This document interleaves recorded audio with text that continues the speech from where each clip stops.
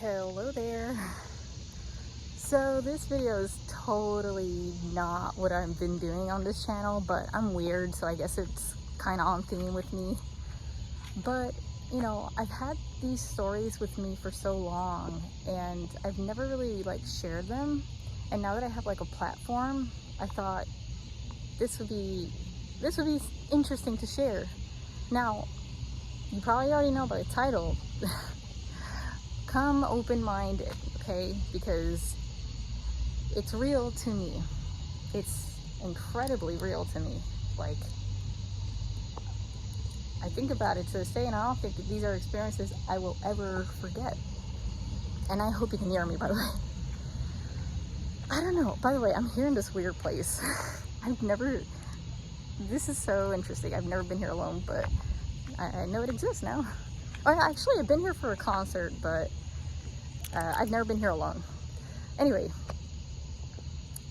so I grew up in Puerto Rico, and I was thinking about how I used to like stay with my mom a lot at night because I was afraid of the dark. I had a lot of nightmares. And I will go over them in a minute. Well, I guess I can go over them now. But a lot of it was like, I guess, attacks, invasions of some sorts, very realistic invasions that would like, I would either see like the mountains across my neighborhood on fire. I would see like just UFOs like secretly crawling in over the mountains and just like spying on you. Terrifying. By the way, I love the movie Nope because it was so eerie and it felt so similar to that, at least to the portion where it looks like a UFO. Anyway, so 3 experiences that I believe to be real. One of them, I am so 100% real that it happened that I'm shaking to this day even just thinking about it. One of them, well, I think is pretty minor. But I remember one time I was outside in my backyard and I looked up and I saw what I believe to be a UFO. Silver cylinder in the sky, like about this yay far from me, or at least I'm trying to show you the distance. And I saw it, but it was nighttime, but I saw silver. I know I saw metallic. And when I went inside, because I think I got scared or I was gonna get my phone or I was gonna call my mom, I went back immediately and I felt like I saw clouds just like faded away. And then I stood there and something in me just said, I know they're there. But that's just my personal feeling, you know, to say that it's still there or not. Like, I don't know what I saw. So that's one experience. Another experience that I had was in the daylight, and it was with my cousins in Puerto Rico, and I don't know if they were there with me. I kind of misremember if I'm mixing up memories if they were there or if they weren't. So I was outside in the backyard in one of my cousin's house, and it was daylight, and I was gonna open the back door, and I saw these red and blue lights shining through the door as if it was just, I mean, do you know how bright it would have to be for it to like overshine sunlight? And it also sounded like a humble or like some sort of thunder or hum. I remember sound with it, with the sounds, the lights I mean. And I saw like through the cracks of the doors, the light beaming in. And it was like hurrying. Like it almost felt like it was about to be like, think of a weapon that's about to like detonate but nothing happened. And I think this is where I'm saying my memories mix. I think I heard my cousins come to check what that was, and I think they even confirmed what it was, or I may be misremembering that, or it could be we were playing Nerf and maybe they were saying something about the Nerf guns or something. That's something.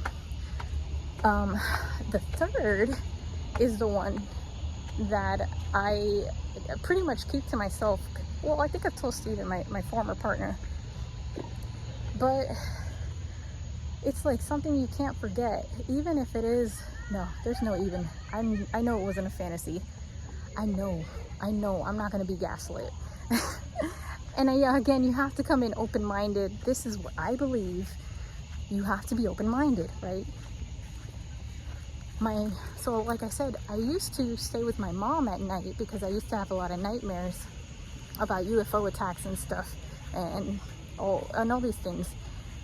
And one time I woke up in the middle of the night, and I don't know why I woke up,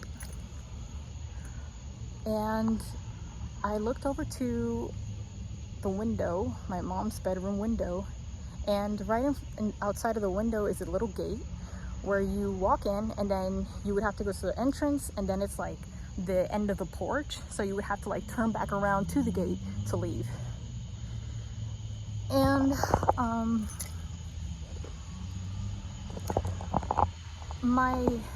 I looked over to the window.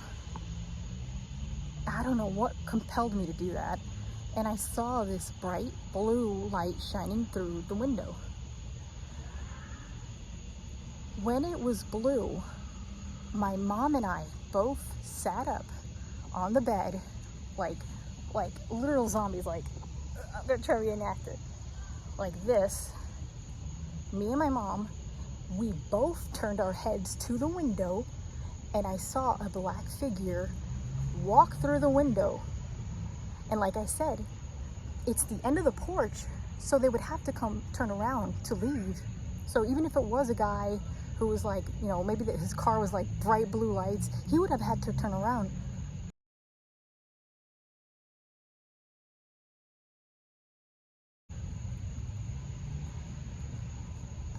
I don't know if like the lights faded away and then he left, or if the lights were there so long. No, the lights were not there long. I'm sorry, that's totally not true. The lights definitely went away, but I never saw him go back. And I don't know if maybe there were street lights that could help me see if he turned back, because I knew he didn't turn back. I knew it. So it had to be street lights that it would have helped me know if he was still there or not. I was so long. I was like maybe 14. So I remember still being up, but kind of dazed and still looking at the window, and my mom was still sound asleep next to me.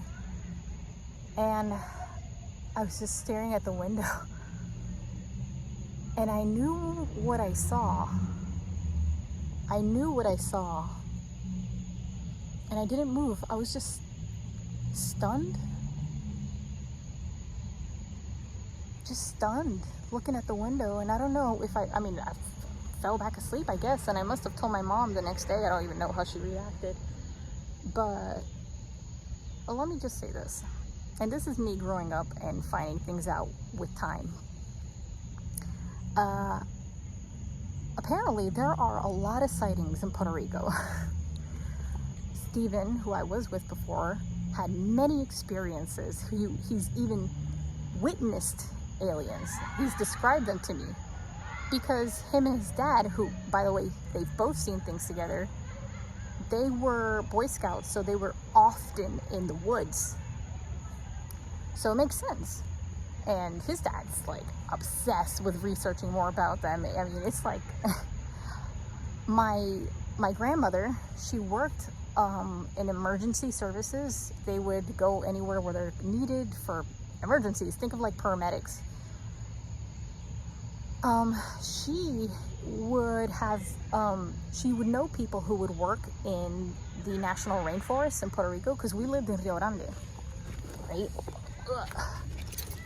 We lived in Rio Grande, and there is a national rainforest there. And I didn't even know that was the seventh wonder of the world growing up, okay? I just think it's another bosque. It's another forest, all right. Big whoop. I go hiking there, so what? No, but there's something more to it than I knew, right? My grandma, I would talk to her friends too. Her friends would explain, which I'm saying friends, but there were also the staff, like paramedics. These were people who would work and would have to go into like deep into the Yunque. So they would often say that there was a military base at the very peak of the mountain. I didn't know that.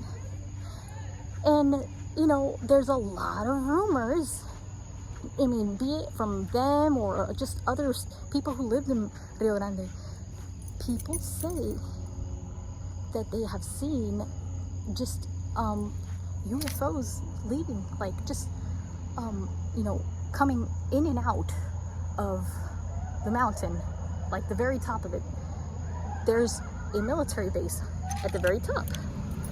People say that there's like some kind of door, I don't know, door, portal, what do you call it? I don't know, alien shit. So it's like,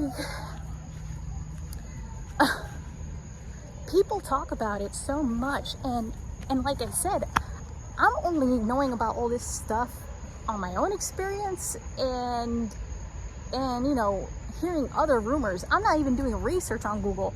I didn't know it had a military base. I didn't know that other people were having all these other sightings until like I was starting to grow up, and I'm hearing rumors, and I met Steven and his family, and they all got stories. I mean, but it's like, it hits home when you experience it yourself. And I'm never gonna forget that. I'm never gonna forget that. And so,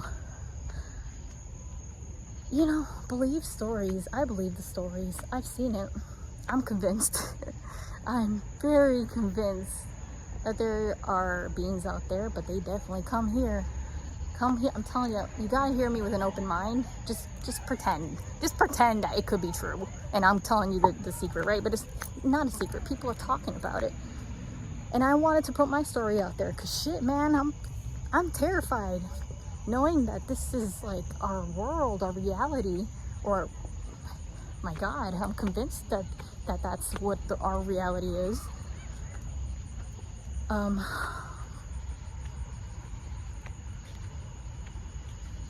So when I left Puerto Rico, I never felt the same amount of fear that I had when I was living over there.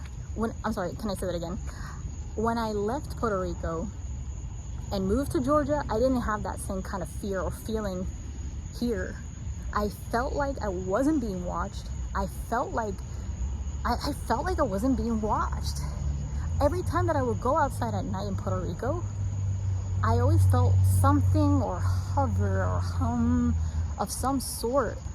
Or, I mean, there's so many animals in the woods too. Like, I used to live in the mountains. There was no address there.